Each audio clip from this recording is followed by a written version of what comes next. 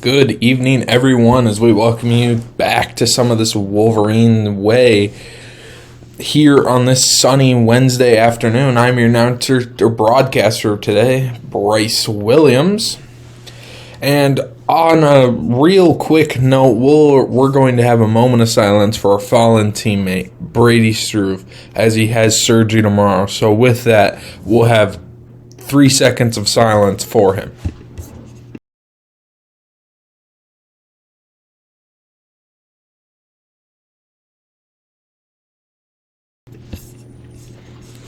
Now that that's out the way, I can finally get to explaining Brady.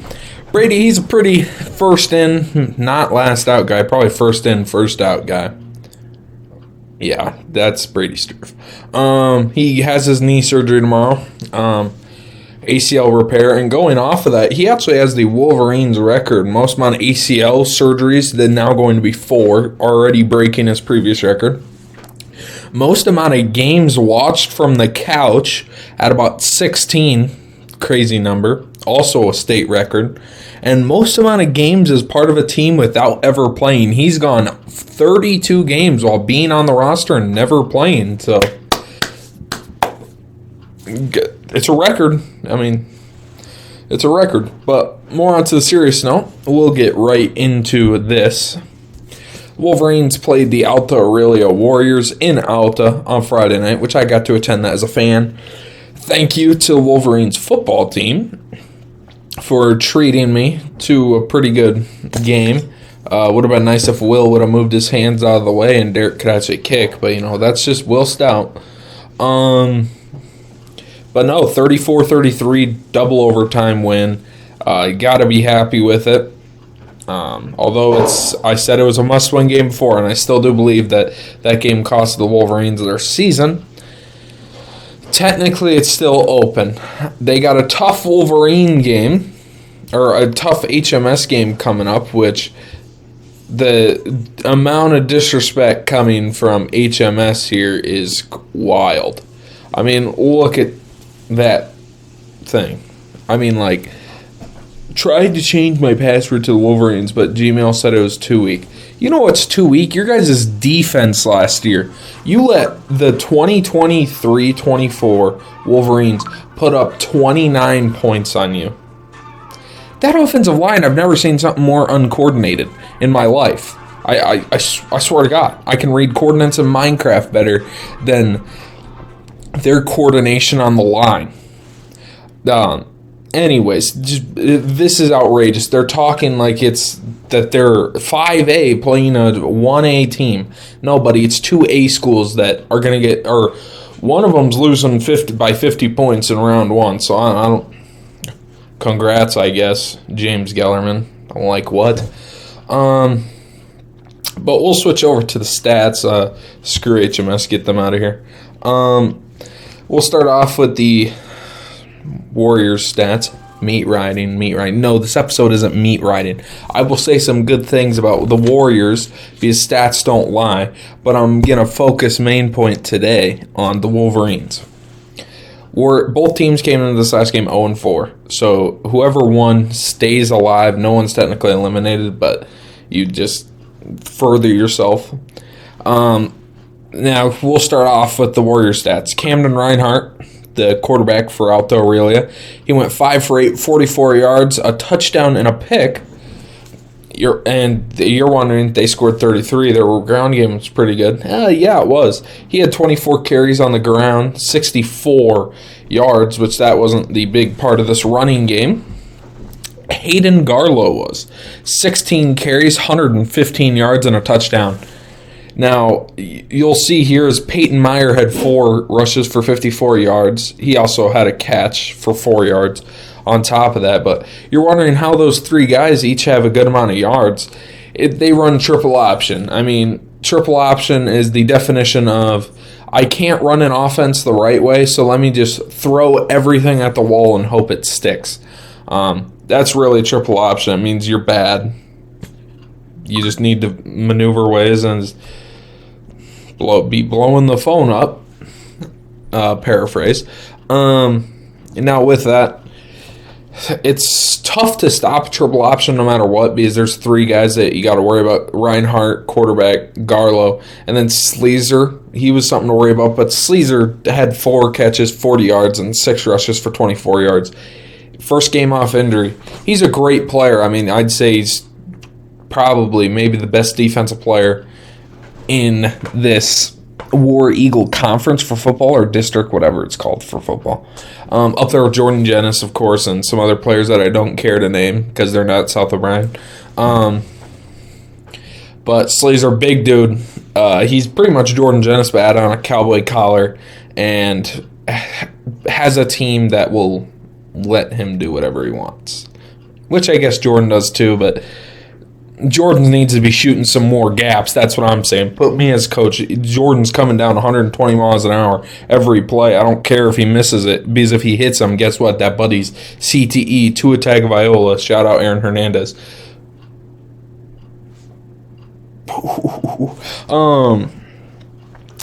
But yeah, Sleezer, he was the big defensive weapon. He had 9.5 tackles, which I'm not going to rant again. But 9.5 tackles, so 10 essentially. Very good. And Jackson Page, he had 4 tackles and 2 picks for the Warriors. Jaden Creeber, he's a lefty, and I got asked today if I'm a leftyist, and yes, I hate lefty quarterbacks. I think they're bad. I think that running to the left is a dumb idea for a rollout, and that they throw the ball weird. It looks like they're trying to throw the ball. Which, Creeber, cheers to you, buddy. But no, Creeber did a very, very nice job. He had 14 catches, 23 yards, 222 yards, 5 touchdowns, 2 picks, and then on the ground game, he actually got to run the ball 20 times for 55 yards. And with this Jaden Creeber air raid that happened, 2 receivers caught passes, and Derek Paulson and Brody Van Beek.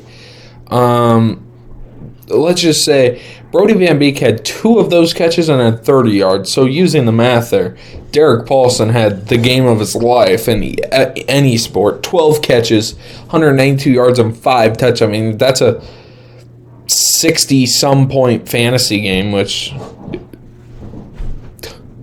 that's just phenomenal. Especially for high school. I mean, any level, that's an amazing game. Add on that's high school. And with a lefty quarterback, don't lose your cool, Jaden. I just don't like lefties. But lefties suck. So, very good game. Billy Lang, the senior running back, he wasn't involved as much as maybe he'd like to see. 4 rushes, 8 yards. Most of them were pitches right, pitches left. Just trying to bounce something outside. Now, Jordan Jennings, he also didn't see a good amount of touches. 9 catches for 31 yards and no touchdown. But switch over to the defensive side of things. Caden Whitrock, 2 tackles and a fumble. Fumble recovery, that was Wolverine way. Tegan Barenfuss, he had 9 tackles and a fumble recovery. And Carter Halverson had a pick. That'd now be his 3rd straight game with a turnover, 2 straight games with an interception. He had a fumble 3 games ago. So Carter Halverson making some nice plays. Sorry I rejected your fantasy trade, buddy, but you know the terms and conditions for that, which will not be discussed on here. But a big blow for the Wolverines heading into this late stretch of the season is that Riedemann is out for the season. That was kind of a given the significance of the injury. But, you know, there's always that hope. And now that Brady Struve has to get surgery on Friday, he is officially out for the season. And Creeber will remain the starter. Now, for this Wolverines team, they got Hartley Melvin Sanborn Hawks, Huck the Fox. Galen Catholic, really good team. I mean, if we had any other team to play that week and that was our final team, like let's just say we played Galen earlier on the season and we have, I don't know, even Sioux Central in that spot, which I know that's the opener and it's a what if. But I'd feel much more confident that this team wins out. But that Galen game, I mean, they beat Woodbury Central.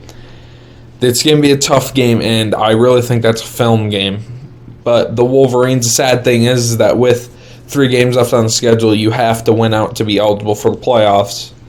Unless, hear me out, guys. HMS loses out. So we beat HMS, we lose to Galen, we beat Akron, excuse me. Now we have to finish 2-6. HMS would also finish 2-6, which that's a real possibility if the Wolverines can beat the Hawks. Also, shout out Moneyline. Can't do high school sports, but boy, would I love to. But HMS, they slotted their games towards the end of the season, their hard games, and so that's a very real possibility. And then Alta would also have to lose out, so that way it'd technically be a 1-7, 2-6, and 2-6, and there I believe under high school rules it'd go to the head-to-head matchup, and that's what this would determine.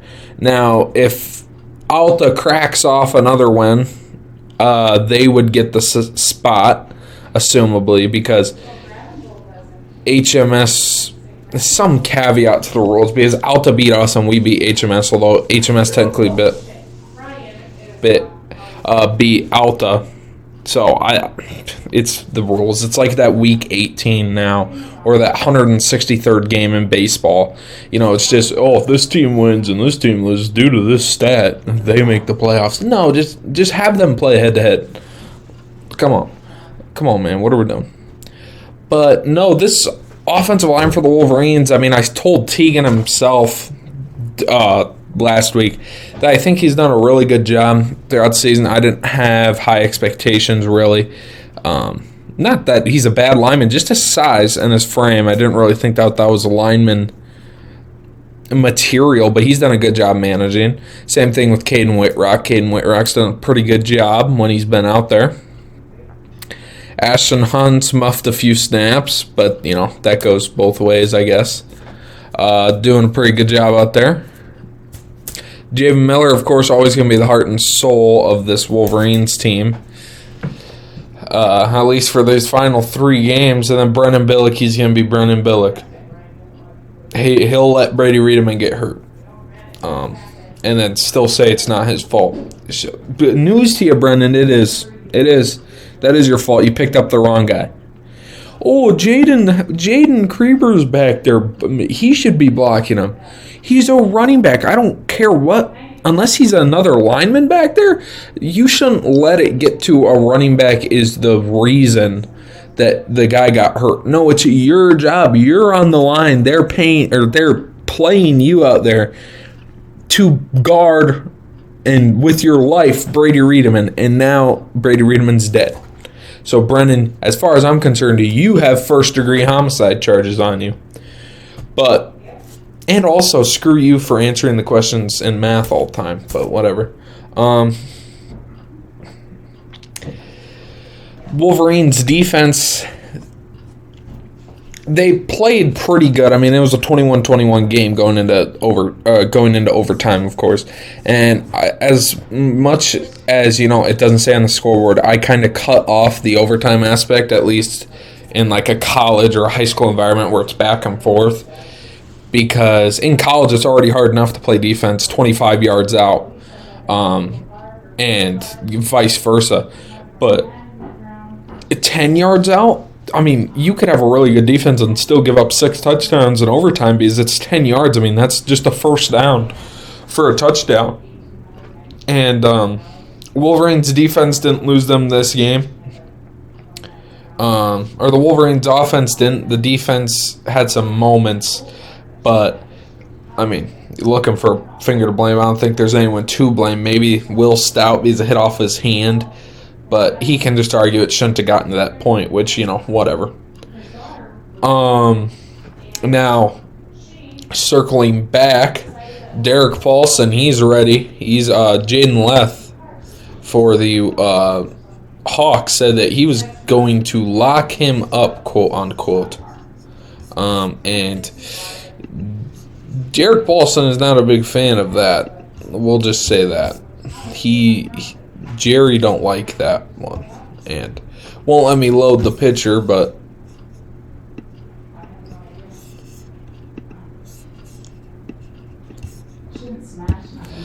yeah, whatever.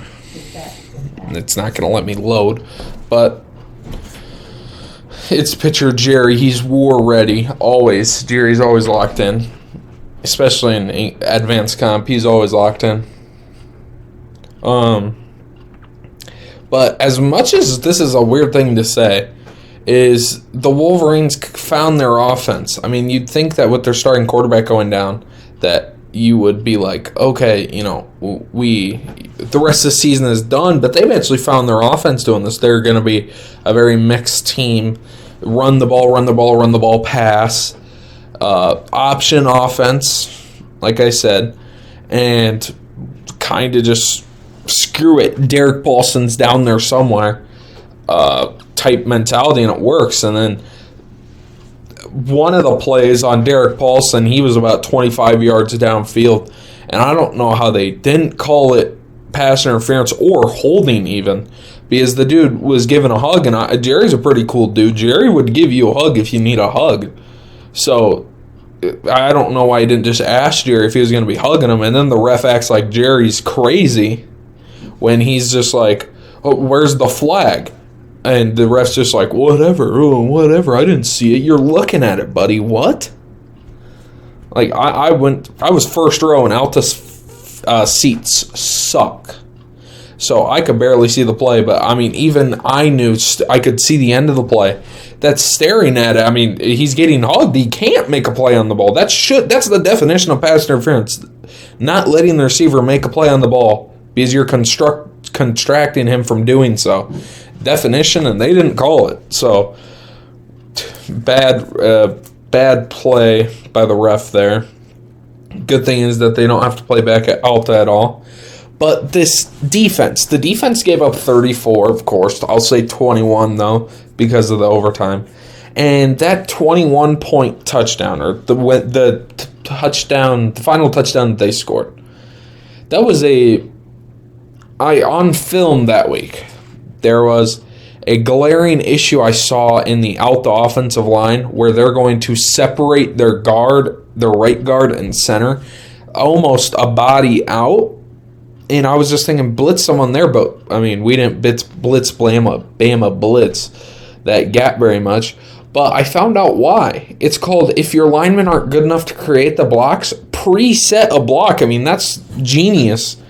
I mean, if your linemen are really that bad, just have your offensive linemen set up as if they're already a hole. And it worked. I mean, that running back, Garlo, I'm pretty sure it was, took one to the house off of a run right up the middle in that gap, and it worked.